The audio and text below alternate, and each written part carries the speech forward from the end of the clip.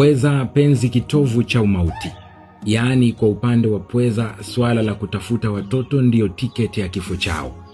Baada ya pweza jike na dume kujamiiana, basi pweza dume hukaa kati ya mwezi mmoja mpaka miezi mitatu kisha anakufa.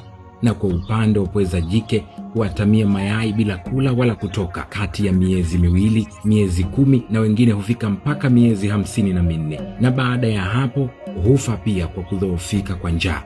Yaani kwenye msiba wa pweza risala inakuwa fupi kama hivi: marehemu alizaliwa, akakua, akafanya mapenzi, akafa.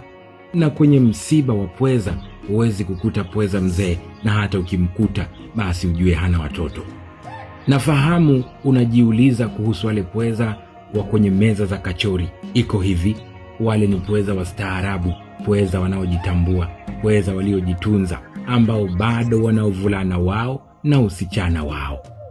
Yote 9, 10 ni kwamba uchague moja: ujiepushe na ngono holela ama ufe bure. Wabadu wakatabahu fakir. Langu jina ni JJ Ephraim. Hii ni Funny Fact.